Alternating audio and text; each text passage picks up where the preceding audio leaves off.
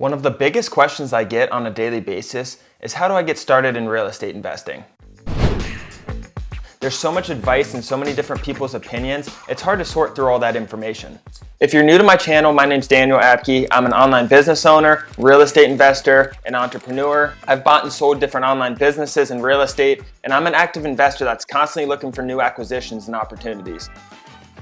In this video, we're going to discuss how to buy your first rental property and how to get started in real estate investing. This technique can still work for you no matter what your experience level is. This method I've used personally, and I'd recommend it to others to get started in real estate as well. Did you guys know that 90% of billionaires are invested in real estate? There are many reasons why, and there's so much information out there. In this video, I'm going to help sort all that information and simplify the process for you. There are a lot of different variables when factoring in buying your first real estate property. Your location and budget are the two biggest things, but I assure you this tactic can work anywhere successfully. Many of you have probably already heard of this tactic before, but I want to dive in deeper.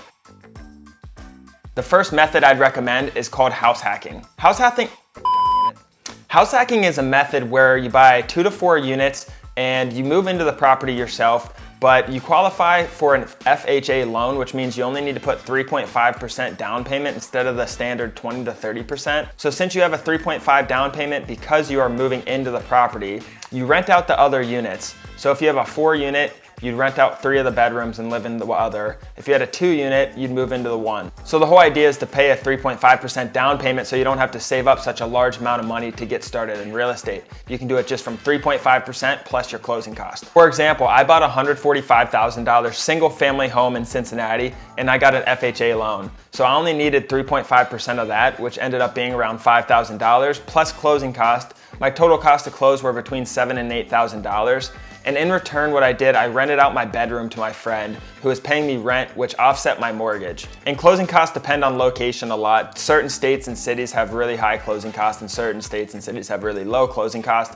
So that all depends on where you live. Typically, the more units, the better with house hacking, but you can only go up to 4 because anything over 4 is considered a commercial loan, which an FHA loan would not be approved for. But an example is if you have 2 units, say the other unit paid $700 versus if you had 4 units and each unit paid $700, your income will go up. So the more units, the better from an income perspective, but then also you'd have 3 neighbors instead of just 1 neighbor. So if you want just a small duplex to offset your mortgage a little bit, it's also a great idea. But if you want more income and generate more profit, the more units typically the better. So ideally you house hack to almost eliminate your mortgage payment or eliminate it incomplete. Some people even make cash flow from house hacking while still paying off the mortgage and living for free. But the key is to eliminate your rent so you can save up everything else for your other investments. And the qualifications for an FHA loan are not black and white. Some say you have to move in with 6 months of buying the property. Some say that you have to move in within a year.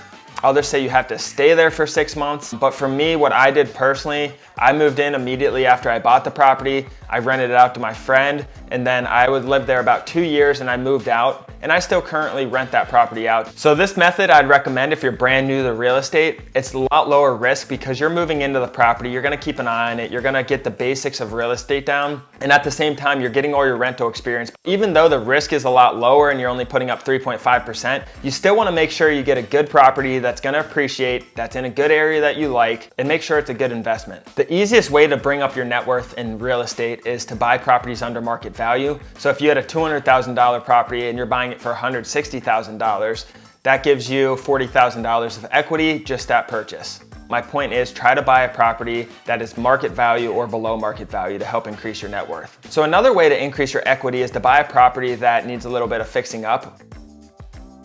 You can do this while getting an FHA loan and house hacking as well. So you can get one that maybe needs a new kitchen or new bathroom or flooring or whatever it is, put in the work and then get additional equity out of it. The whole idea is that we want to put less money down and put our cash to work. So the less amount of cash you need, the better.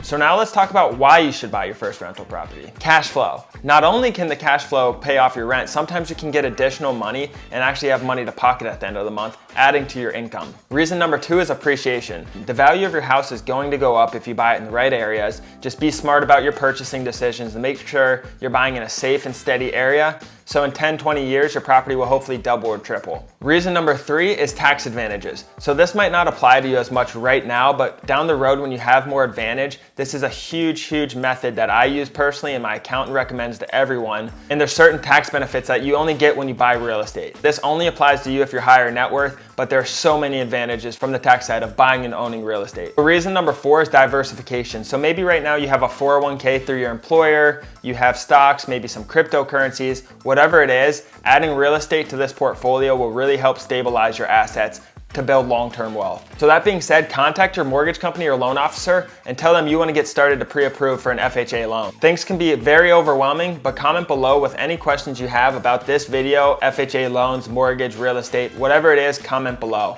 Subscribe, like, alerts, all of the above if you guys got any value from this. That's all guys, see you guys next week. Oh, no. Well, that's just a bummer. Not only did I get spikes in my arm, but we got a mess now. See you guys next week. Babe, we have an issue.